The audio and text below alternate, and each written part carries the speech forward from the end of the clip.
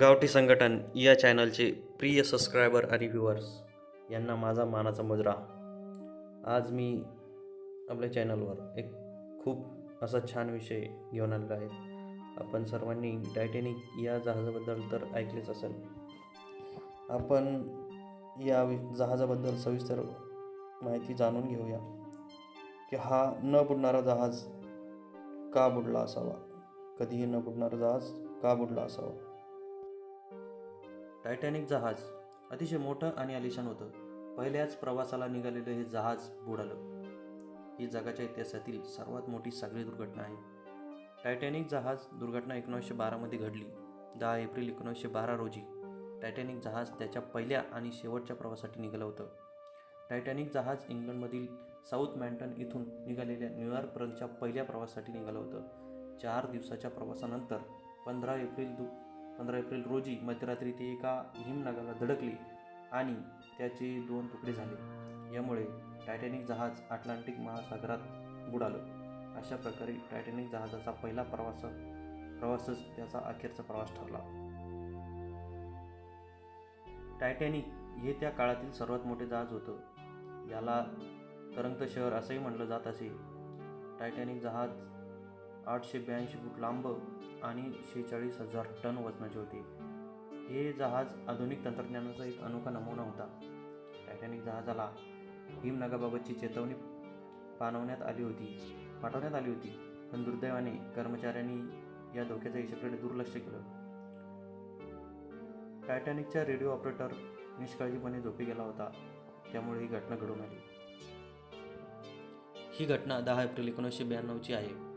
त्या काळात जगातील सर्वात मोठे आणि आलिशान जहाज हे आपल्या पहिल्या जलप्रवासाला निघाले होते. जहाज इंग्लंडमधील साऊथहॅम्प्टन इंग्लंड ते न्यूयॉर्कला जात होते. सर्व प्रकारचे लोक जहाजावर होते. त्यामध्ये नामवंत उद्योगपती, कलाकार तसेच स्थलांतरित जे चांगल्या आयुष्याच्या शोधात न्यूयॉर्कला जात होते.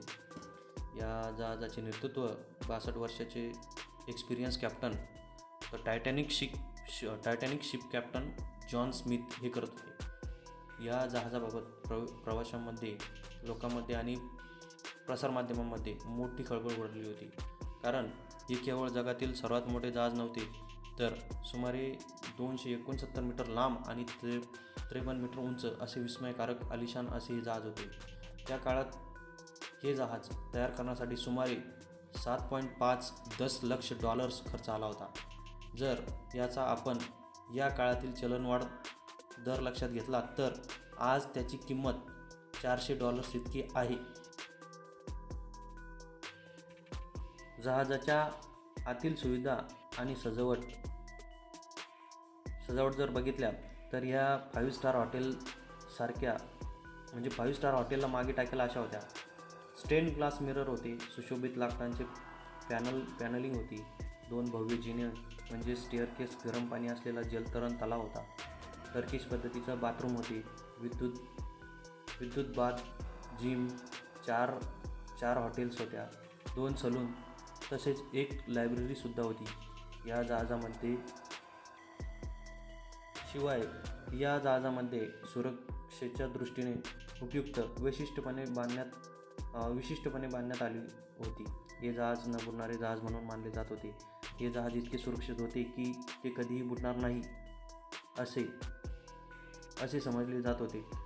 व्हाईट स्टार लाईन हे त्या कंपनीचे नाव आहे ज्यांनी हे टायटॅनिक जहाज बांधले होते. या कंपनीच्या उपाध्यक्षांना इतका आत्मविश्वास होता की लोकांसमोर येऊन त्यांनी सांगितले की हे जहाज न बुडणारे आहे. पण 2 दिवसांनी पहिल्या प्रवासाला निघाल्यानंतर 12 एप्रिल 1912 रोजी टायटॅनिकला बर्फाचा पहिला इशारा मिळाला. अमेरिकेला जाण्यासाठी जो अटलांटिक महासागर पार करताना टायटॅनिकला असा इशारा मिळाला की हा महासागर बर्फाने भरलेला आहे. तिथे बर्फाचे डोंगर होते जे या जहाजासाठी धोकादायक होते. हे इशारे काही असामान्य नव्हते. महासागरात जाणारे जहाज नेहमी रेडिओद्वारे संवाद साधतात आणि जवळच्या जहाजांना त्यांच्या परिसरात असलेल्या बर्फाचे संकेत देतात आणि त्यांच्या मार्गात सावधगिरी बाळगायला सांगत असतात. हा धोका टाळण्यासाठी टायटॅनिकने 2 वेळा आपला मार्ग बदलला, पण त्याचा वेग कमी झाला नाही. त्याने 21.5 नॉट्स वेगाने आपल्या पूर्वनियोजित गंतव्यस्थानाकडे प्रवास सुरू ठेवला, जे 40 किलोमीटर प्रति तास एवढे वेगाने प्रवास करत राहिले. 2 दिवसांनी 14 एप्रिल 1992 रोजी त्यांना आणखी 7 बर्फाचे इशारे मिळाले, पण कप्तान स्मिथ आणि जहाजावरील चालक दलाने या इशाऱ्यांना दुर्लक्षित केले. त्यांनी टायटॅनिकचा वेग कमी केला नाही. हळूहळू दिवस मावळतीच्या जवळ येतो, सूर्यास्त होतो आणि तापमान कमी होते. 14 एप्रिलच्या रात्रीचा विशेष गोष्ट म्हणजे त्या दिवशी चंद्र दिसत नव्हता. चंद्र नसल्याने चंद्रप्रकाश नव्हता आणि त्या रात्रीचे दृश्यमानात कमी होती. जहाजावर क्रोज नेस्ट होतं, उंच व्यासपीठ ज्याला दूरवर नजर फिरवता येईल अशी जागा म्हणता येईल. एखाद्याला त्यावर बसवले जाते जेणेकरून तो जहाजाच्या मार्गातील अडथळे, मार्ग किंवा रहदारी शोधू शकेल. इथे बसलेल्या माणसाला अगदी कमी तापमानाचा सामना करावा लागतो. थंड वारे सुसाट वेगाने वाहत होते. शिवाय रात्रीची वेळ होती. थंड वाऱ्याने डोळे पाणावतात, ज्यामुळे समोरचे पाहणे कठीण होते. रात्री 11:39 वेळी फ्रेडरिक फ्लीट नावाचा माणूस क्रोज नेस्टवर होता. अचानक त्याला स्वतःसमोर एक प्रचंड हिमखंड दिसला. खाली असलेले लोक सावध व्हावे म्हणून त्याने 3 वेळा घंटा वाजवली. मग फोन उचलला आणि त्याने अधिकाऱ्यांना ओरडून कळवले की आपल्यासमोर हिमखंड आहे असे आणि जहाज ताबडतोब चालवावे. प्रथम हा संदेश विल्यम या अधिकाऱ्याने ऐकला आणि इंजिन रूमला संदेश दिला की जहाज डाव्या बाजूने चालवावे. पण दुर्दैवाने खूप उशीर झाला होता. फक्त 1 मिनिटानंतर जहाज 11:40 हिमखंडावर आदळले आणि अचानक तीव्र असा आवाज आला. हा हिमखंड काही लहान नव्हता. त्याची लांबी 200 × 400 फूट होती. फुटबॉल मैदानाइतकी मोठी, आणि ते उंचीने इतके मोठे होते की ते क्रोज नेस्टच्या उंचीला जुळते होते. म्हणजे टायटॅनिक जहाजाच्या उंची इतके उंच होते. शास्त्रज्ञांचा अंदाज आहे की हिमखंडांचे वजन 1.5 दशलक्ष टन एवढे होते. टायटॅनिकच्या पुढच्या उजव्या बाजूचा भाग हिमखंडावर आदळला, विशेष करून जहाजाच्या धनुष्याजवळ. धनुष्याच्या वरच्या भागाला स्टर्न म्हणतात आणि खाली पसरलेल्या भागाला कील म्हणतात. आता याला मराठीत काय म्हणतात ते माहीत नसल्यामुळे इंग्लिशमध्येच लिहिले आहे. सुमारे 10 सेकंद जहाज हिमखंडाविरुद्ध चरत राहिले आणि एक मोठा डेंट तयार झाला. त्यामुळे जहाजाच्या मुख्य भागामध्ये लहान छिद्रे तयार झाली. तुम्हाला आश्चर्य वाटेल की हे कसं काय शक्य आहे. बर्फाचा तुकडा धातूतून कसा फाटू शकतो? तुम्ही तुमच्या फ्रीजमधील बर्फाचा तुकडा कधी वापरला असेलच तर होय, तो कधीच धातूला कापणार नाही. पण बर्फाच्या डोंगराचे वजन लक्षात घ्या. हे खरं आहे की लाकूडसुद्धा कधी धातू कापू शकत नाही. पण जर तुमची धातूची बनलेली कार झाडावर आदळली तर पूर्णपणे विकृत होते. त्याचप्रमाणे हिमखंड खूप मोठा आणि वजनाने जड होता. त्यामुळे टायटॅनिकचे मोठे नुकसान झाले. टक्कर झाल्यानंतर काही सेकंदातच जहाजाचे कॅप्टन स्मिथ आणि आर्किटेक्चर थॉमस ॲड्यूज धडकेमुळे जहाजाला किती नुकसान झाले हे पाहण्यासाठी घटनास्थळी पोहोचले. त्यांनी पाहिल्यावर जहाज बुडणार हे त्यांच्या लक्षात आले. हे पाहून त्यांना खूप धक्का बसला. त्यांना वाटले की हे जहाज न बुडणारे आहे. लेखाच्या सुरुवातीलाच मी नमूद केले आहे की हे जहाज प्रभावी सुरक्षा वैशिष्ट्यामुळे न बुडणारे आहे असे मानले जात होते. 2 मुख्य वैशिष्ट्ये होती ज्यामुळे हा विश्वास निर्माण झाला होता. प्रथम या जहाजाला दुहेरी तळाची हुल होती. जहाजाच्या मुख्य भागाला हुल असे म्हणतात. दुहेरी तळाशी असलेले हुल म्हणजे 2 स्तर. जरी खालचा थर खराब झाला तरी दुसरा थर जहाज वाचवू शकतो. दुसरी जहाजाची हुल 16 वेगाच्या वॉटर टाईट कंपार्टमेंटमध्ये विभागली गेली होती. जरी 16 पैकी 4 कप्पे पाण्याने भरले असले तरीही जहाज पुढे जाईल, त्यामुळे जहाजाला काही फरक पडणार नाही. पण हिमखंडामुळे निर्माण झालेला अपघात जहाजाच्या बाजूने होता. दुहेरी खालच्या हुलचा काही उपयोग झाला नाही. बाजूंना फक्त एकच थर होता. दुसरा अपघात दुसरा आघात इतका मोठा होता की 16पैकी 6 वॉटर टाईट कंपार्टमेंटला तडे गेले. त्या सर्वांमध्ये पाणी भरले होते. मर्यादा 4 होती आणि 6 कंपार्टमेंटच्या पाण्याचा भराव म्हणजे जहाज बुडण्यापासून वाचू शकले नाही. न बुडणारे जहाज बुडाले. टक्कर झाल्यानंतर 20 मिनिटांनी सकाळी 12 वाजता कॅप्टन स्मिथने त्यांच्या क्रूला रेडिओवरून डिस्ट्रेस कॉल पाठवण्याचे आदेश दिले, जेणेकरून जवळपासची जहाजे कदाचित ते शोधून त्यांना वाचवण्यासाठी येतील. वरिष्ठ रेडिओ जॅक फिलिप्स कथेचा नायक ठरला. एकामागून एक त्याने संकटाचे संकेत पाठवायला सुरुवात केली, तर त्याला कोणताही प्रतिसाद मिळाला नाही. त्याने आणखी एक पाठवला आणि अजून एक पाठवला. तेथे एखादं जहाज असेल जे त्यांचा डिस्ट्रेस कॉल उचलेल. 20 मिनिटांनंतर बरोबर 12:20 टायटॅनिकजवळ आर एम एस कार्पथिया नावाचे जहाज होते. या जहाजाने रेडिओवरील सिग्नल शोधला आणि टायटॅनिकच्या ऑपरेटरशी रेडिओवरून बोलणे झाले. त्याने आपल्या जहाजाला टायटॅनिकच्या दिशेने जायला सांगितले आणि त्यांना वाचवायला सांगितले.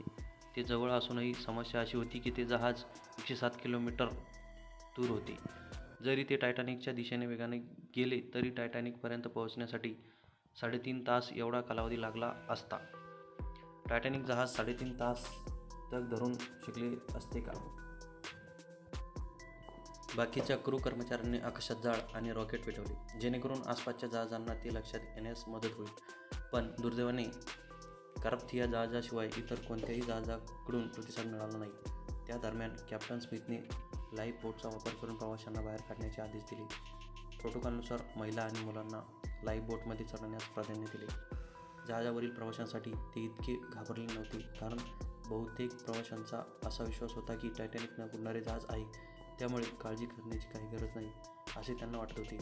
टायटॅनिकची जाहिरात देणाऱ्या कंपनीने परत जो दावा केला होता की जहाज हिमखंडावर आदळेल पण ते बुडणार नाही, आणि याच कारणास्तव पहिल्या लाईफ बोटची क्षमता 65 असूनही केवळ 28 लोकच म्हणजे अर्धी रिकामी लाईफ बोट जहाजेवरून खाली सोडण्यात आली. काही कालावधीनंतर जहाजामधील कंपार्टमेंट्स पाण्याने भरू लागले आणि जहाज एक बाजूला झुकू लागले.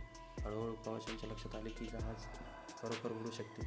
हे लक्षात येताच गोंधळ उडला आणि लोक घाबरून पळू लागले. रात्री 1 वाजेपर्यंत समोरील बाजूच्या कंपार्टमेंटमध्ये एवढे पाणी भरले होते की जहाजाचे धनुष्य पाण्याखाली गेले होते. त्यामुळे टायटॅनिकचा मागील भाग पाण्याच्या बाहेर आला. मागील बाजूचे प्रोपेलर पाण्याबाहेर आले तेव्हा लाईफ बोटमध्ये बसण्यासाठी लोक एकमेकांशी भांडू लागले. समस्या अशी होती की त्या ठिकाणी लाईफ बोटची कमतरता होती. इथे फक्त 20 लाईफ बोट्स होत्या, ज्यामध्ये अंदाजे 1200 लोक मावू शकत होती. पण जहाजावर जवळजवळ 2200 लोक होती.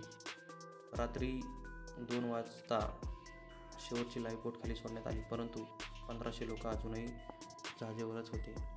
या गोंधळात काही लोकांनी बोटीतील लोकांची जागा हिसकावून घेण्याचा प्रयत्न केला, तर काही लोकांनी त्यांच्या नशिबात जे असेल ते स्वीकारलं आणि जागेवरच थांबले. सगळे रडत होते, प्रार्थना करत होते आणि लाईफ बोटमध्ये जाण्याचा प्रयत्न करत होते. शेवटचं चित्र अतिशय दुःखदायक होतं. प्रत्यक्षदर्शीने दिलेल्या माहितीनुसार 2:20च्या सुमारास जहाजाचे 2 भाग झाले आणि मग हळूहळू बुडू लागले. न बुडणारे जहाज बुडायला 3 तासही लागले नाही. जहाजावर असलेल्या 1500 लोकांपैकी काही जहाजासोबत बुडाले आणि काही ज्यांना पोहता येत होते तेही मारले गेले, कारण पाण्याचे तापमान -2 अंश सेल्सिअसमध्ये होते. या तापमानात तुम्ही पाण्यात पडल्यास काही मिनिटातच तुमचा मृत्यू होईल असे म्हणतात की टायटॅनिकचा कॅप्टन एडवर्ड स्मिथ शेवटपर्यंत चाकातच राहिला आणि जहाजासह बुडाला. त्याने आत्महत्या केली असाही काही समज आहे. कार्पथिया हे जहाज टायटॅनिक वाचवण्यासाठी निघाले होते.